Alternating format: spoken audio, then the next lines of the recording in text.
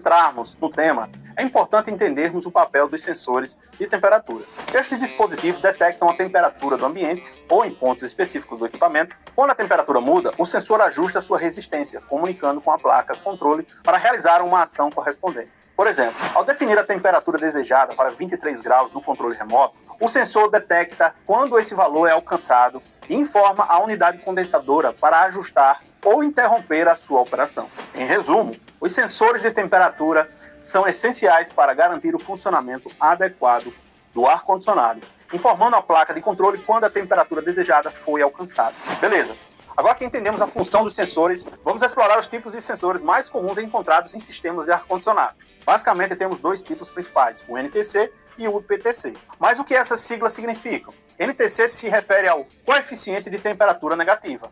Vamos dar uma olhada no gráfico para compreender melhor. No caso do sensor NTC, observe que a resistência começa alta quando a temperatura está baixa. Conforme a temperatura aumenta, a resistência diminui. Portanto, esse é o princípio do funcionamento do sensor NTC. Agora, no que diz respeito aos sensores PTC, ou coeficiente de temperatura positiva, o funcionamento é um pouco diferente. Conforme a temperatura aumenta, a resistência também aumenta. Embora os sensores PTC sejam menos comuns em sistemas residenciais, é bom conhecê-los, pois você pode encontrá-los em algumas situações. Portanto, meu amigo, você já sabe os tipos de sensor e como eles funcionam. Vamos colocar a mão na massa e testar esses componentes. Vamos para a bancada. Para testar o sensor, você vai precisar de um multímetro digital, um termômetro e, claro, um sensor. Agora identifique qual tipo de sensor. Verifique o manual do equipamento onde o sensor está instalado. Geralmente, a documentação técnica do sistema de ar-condicionado ou do dispositivo que utiliza o sensor de temperatura pode fornecer informações detalhadas sobre o tipo de sensor utilizado. O modo mais simples de testar, embora não seja uma maneira definitiva de determinar o tipo de sensor, você pode realizar um teste preliminar, conectando o sensor a um multímetro e aquecendo ou esfriando gradualmente. Se a resistência aumentar conforme a temperatura aumenta, é provável que seja um sensor PTC. Se a resistência diminuir conforme a temperatura aumenta, é provável que seja um sensor NTC. Selecione a função de medição de resistência, ohms. Geralmente os multímetros têm um seletor de função que permite escolher diferentes tipos de medições. Procure pelo símbolo de ohms, que representa resistência. Gire o seletor do multímetro até que esteja na posição correta para a medição de resistência. Escolha a faixa apropriada de resistência. Os multímetros têm diferentes faixas de resistência para medir valores de resistências variáveis. Selecione uma faixa apropriada de acordo com a expectativa da resistência do sensor de temperatura. Por exemplo, se você espera uma resistência na ordem de kΩ, selecione a faixa de kΩ no multímetro. Se não tiver certeza sobre o valor esperado, comece com a faixa mais disponível e ajuste conforme necessário. No nosso caso aqui, vamos utilizar o kΩ. Certifique-se de que o multímetro esteja conectado corretamente. Se você estiver utilizando pontos de prova, verifique se elas estão corretamente conectadas às entradas do multímetro. Geralmente, a entrada vermelha é para medições de tensão e resistência, enquanto a entrada preta é para terminal comum.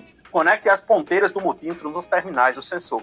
Estabilize o sensor. Antes de fazer uma leitura, permita que o sensor se estabilize em temperatura ambiente. Isso é importante para garantir uma leitura precisa e consistente da resistência inicial do sensor. No nosso caso, vamos utilizar esse copo com água a uma temperatura de 25 graus Celsius. Como a água demora um pouco mais que o ar para alterar a temperatura, fica mais confiável colocar o sensor nela. Leia a resistência no visor do multímetro. Após conectar corretamente as pontas de prova do multímetro aos terminais do sensor de temperatura, você verá a leitura numérica no visor do multímetro. Esta leitura representa a resistência do sensor em ohms.